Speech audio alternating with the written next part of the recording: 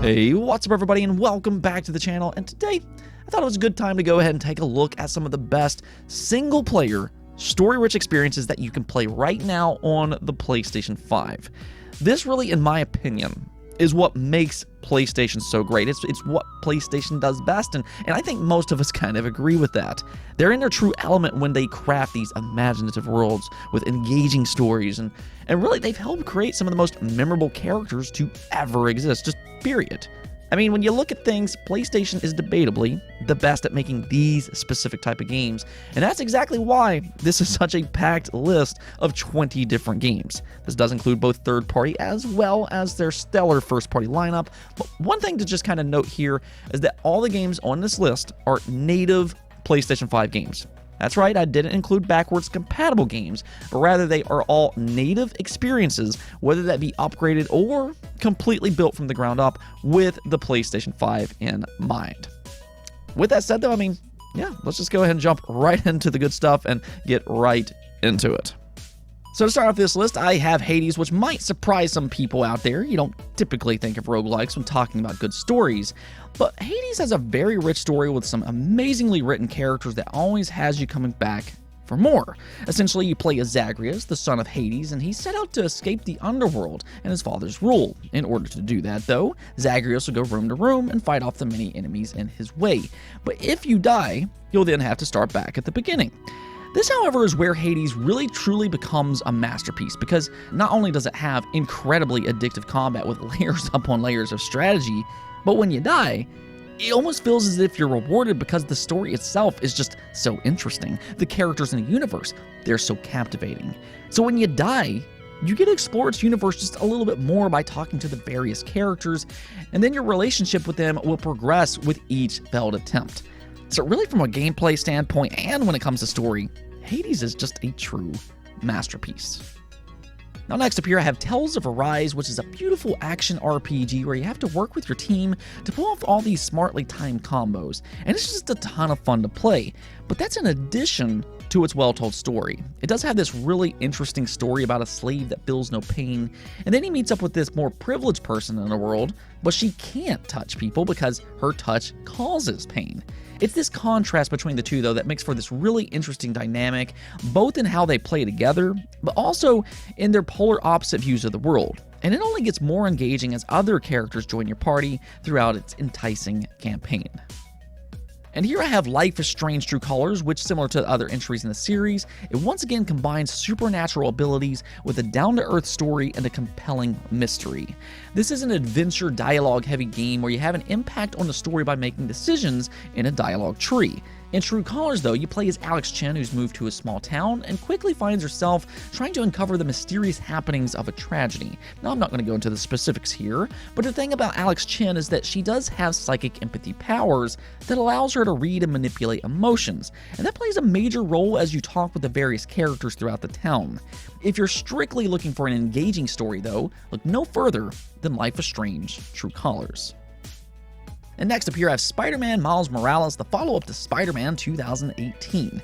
Now this game is a little bit smaller in scope, being roughly 6 hours long, and it's not drastically different from the 2018 game, though it doesn't really have to be. Swinging across New York City is just as fun as it ever was, and this is in addition to Miles Morales' different abilities. He is different from Peter Parker. As for the story itself, though, I'd say it's both relatable and entertaining, though maybe just a little bit predictable. It, however, does have a lot of personality to it that kind of makes up for that predictability, and it's just a lot of fun from beginning to end. Now, I will say, though, I do recommend getting the Ultimate Edition, as that also includes a remastered version of Spider-Man 2018, which I actually do prefer myself. Now here I have Ghost of Tsushima Director's Cut, which was upgraded for the PlayStation 5, including its new Iki Island expansion. And this has got to be one of the most atmospheric and just quite frankly stunning open world games on the market right now. It is set in feudal Japan where you play as a samurai, though the choice in how you play is completely up to you. If you want to be that true samurai and face your enemies head on, well, you can absolutely do that. Or if you want to lurk from the shadows with a more stealth-based approach, well, you can also absolutely do that. These decisions, however, do kind of impact how you're viewed in its world, though, and it ties nicely with its story and setting. Now here I have the Forgotten City, which took me by complete surprise. I kept hearing about how good this game was, so I just kind of went in blind one day, but I mean, once I turned it on, I never went back. This game's narrative and setting is just so unique in how it's all laid out. On the surface, The Forgotten City is a mystery adventure game of exploration and deduction, but essentially, you find yourself transported to a cursed Roman city where if one person sins, then the whole city will die.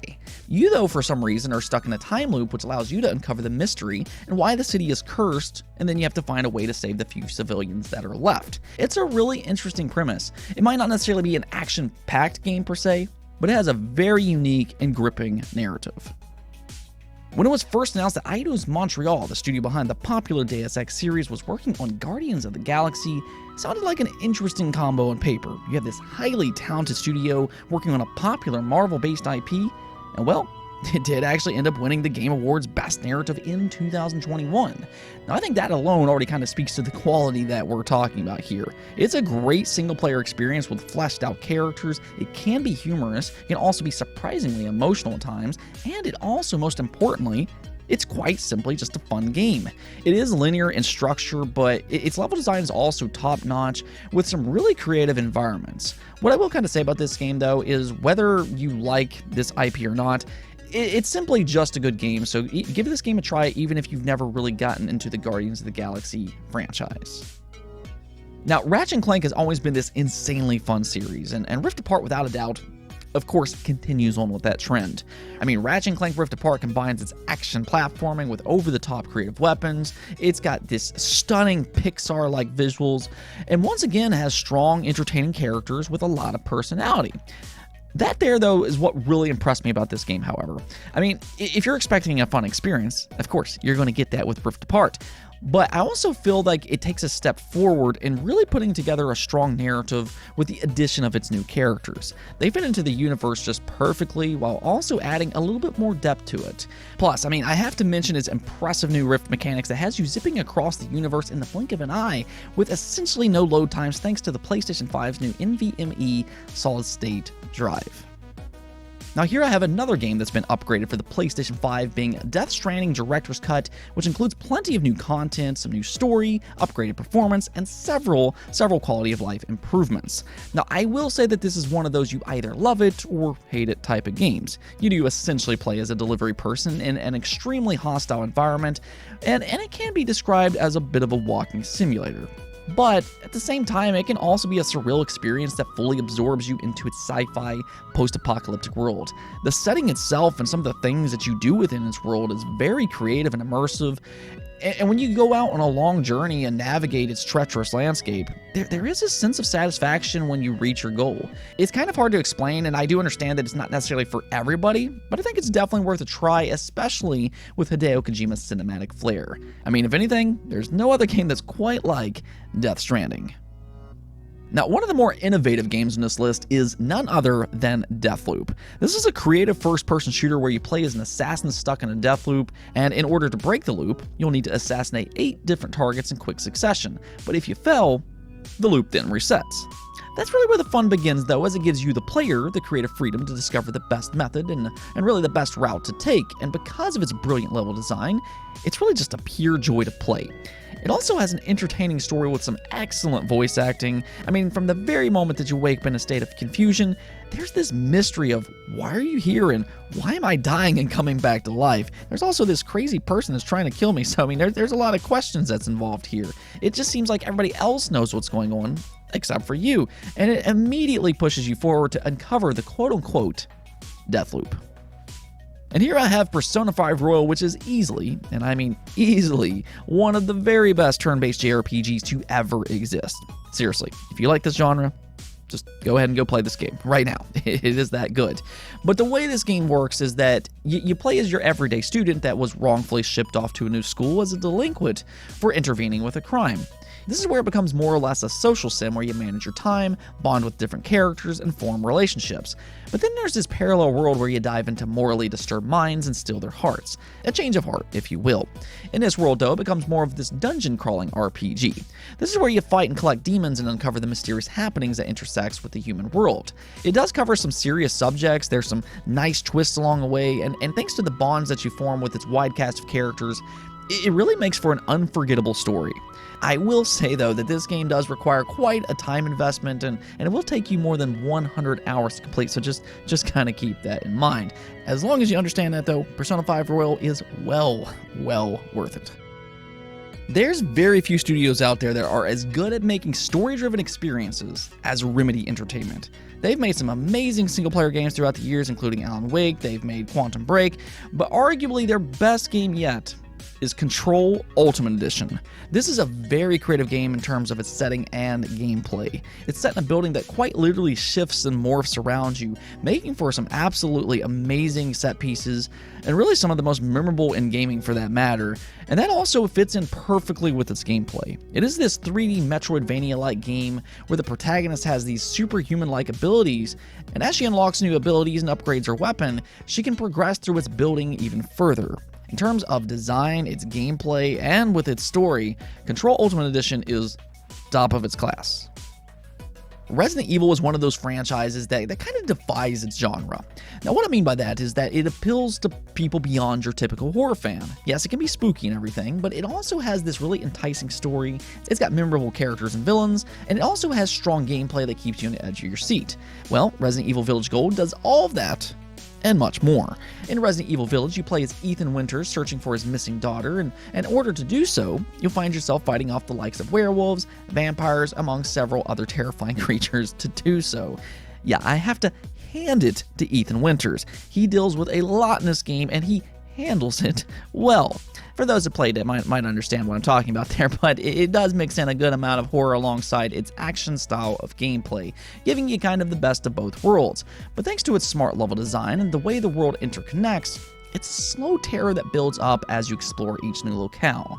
The thing about the Gold Edition, though, is that it did add value by including a new third-person camera option, just in case you prefer that over first-person. Then you also get the Winter's expansion that has you play as an entirely different character, and a new campaign that also plays quite a bit different. I won't explain why for spoiler-related reasons, but Resident Evil Village is a crazy ride all the way through. Now, if you like good story-driven single-player experiences, I do firmly believe that there's not many games out there that can stand toe-to-toe with the Yakuza and Judgment series. The moment-to-moment action in these games are so thrilling, with just twists and turns around every single corner, and they tie that in nicely with its atmospheric Japanese cities and its over-the-top gameplay. These really are excellent games with lots of things to do as you can freely explore their dense cities. Now, there are two different games I want to talk about here, though. So, in terms of native PlayStation 5 games, you have Yakuza Like a Dragon, which is actually the 7th installment to the series, and this is more of a turn-based JRPG, whereas Judgment, which is a spin-off where you play as kind of this detective, it's got more of your traditional beat-em-up style of gameplay similar to the first 6 games. Now, if you are new to the series, I would recommend playing Judgment, as it does have a completely different story with a different cast of characters, but you can still technically jump into Yakuza Like a Dragon with no previous knowledge of the series. For that matter, I mean, honestly, even though this video is primarily focusing on native PlayStation 5 games, I would actually recommend Yakuza 0 through 6 as well, just because this entire series is absolutely amazing.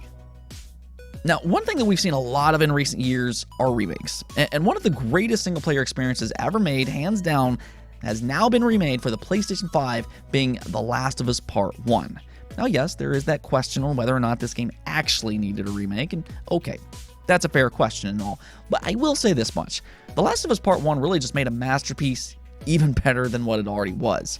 I mean, if you like story-driven games, which I imagine you do, that's why you're on this video, I would say that The Last of Us Part 1 is an essential experience. It's all about survival in a zombie-esque world, but the real draw here are the characters and how they interact with one another. It's realistic, it's relatable, and this all translates right into the violent combat as well. There is this realistic and gritty approach to it. You're not a super soldier or anything like that, but instead, you're just this character trying to survive in a world with this young childlike daughter that you truly find yourself caring about. That there is a true testament to the writing itself, but the thing about the remake is that because the animations and character models have been improved, they just feel even more realistic this time, even more relatable, and that's where it truly immerses you into its world and story. Again, if anything, it makes a masterpiece better than what it already was. And here to round off the top 5, I have to go with A Plague Tale Requiem. This is such a special game in a sense that it just feels like its own thing, whether that be with its atmosphere, its self-paced gameplay, and even with its emotionally driven story. You do play as a young girl trying to protect her sickly little brother as the two scour a rat-infested world. It can be grim and it can be dark, but do you know the story is absolutely, and I mean absolutely, gripping from beginning to end. Like seriously, the further you dive into this game, the better it gets. And really by the end, you're just kind of like, wow. It's not just the story though that's so impressive, but also that includes its gameplay. You do have a lot of tools at your disposal, from a slingshot, you have a crossbow, among several alchemy-based additives, and you'll need to smartly manage these items to navigate around the various enemies. Now you do have the option of being completely stealth-based if that's something you want to do, or if you just want to kill everyone that you see, technically you can do that. I will say this though, if you are interested in A Plague Tale Requiem, do kind of keep in mind that it is a sequel to a very story-driven game. The first game is A Plague Tale Innocence, which never really got the attention that it deserved, but it is also a fantastic game, so I'd highly recommend checking that one out as well. Now, one of the most defining experiences for the PlayStation 5 this generation so far is Horizon Forbidden West. This game is nothing short of stunning on a PlayStation 5, and it's actually quite incredible that they managed to make an open world game this detailed. I mean, I've always loved the setting of Horizon, whether that be with the first game or with Forbidden West, but Guerrilla Games, I mean, they truly have proven that they are technical geniuses. But as much as I can gush about its visuals, it goes beyond just that. They improved upon every single aspect compared to its original. It has a massive, just detailed, immersive world. The combat is even better. But what really impressed me the most was actually with its story. Now, I thought the story was okay in the first game and everything, but Forbidden West, in my opinion, is just so much more engaging with a deep narrative and really interesting characters that joins your team throughout the game. I feel like the story, and really for that matter, its side missions are a big step up compared to Horizon Zero Dawn. Now, I will say the story takes a little while to get going. Aloy is a little hard-headed early on, but once it gets going, I mean, it never lets up from then on out. Final Fantasy VII, of course, is one of the most iconic games ever made. Though Final Fantasy VII Intergrade not only captures what made the original feel so special, but it actually expands upon it in a meaningful way.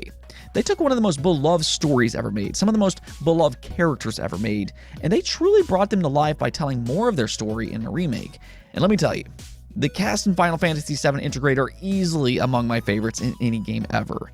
Even side characters that didn't play a huge role in the original feels like they're fully fleshed out and are memorable characters in the remake. For an all-time great classic though, I think that they handled this remake with love and care. It is more of an action game this time around, but you do have an option of playing more as a turn-based game as well, really giving you a nice mix of modern and classic gameplay. With the upgraded PlayStation 5 Integrated Edition though, you do also get the Yuffie episode, which introduces her character and backstory, and also introduces new gameplay mechanics, making it a nice inclusion to an already amazing package. Of course though, this is only part 1, with Rebirth releasing in the winter of 2023, but I think part 1 is a stellar start to maybe a new all-time classic experience. Out of all of the PlayStation franchises, and I mean, they've made some great games as this list has already shown, but my own personal favorite has always been Uncharted. It's the first game that really comes to my mind when thinking about PlayStation, and it's also one of the first games I think about when talking about a rich story experience. It really is that franchise that kind of pushed games into feeling like they can rival that cinematic experience. Uncharted really just has great relatable characters with fun dialogue, it has fun set pieces to play, lots of fun puzzles, light platforming, and the list just kind of goes on and on and on. Well, thanks to the Uncharted Legacy of Thieves collection, you can now play both Uncharted 4 and Lost Legacy natively on your PlayStation 5 with upgraded visuals. And I actually did replay both these games just a few months back, and I mean, I was blown away by how good these games look on a PlayStation 5. I really think that it's even debatable that Uncharted 4 in specific is still among the very best looking games on the market right now.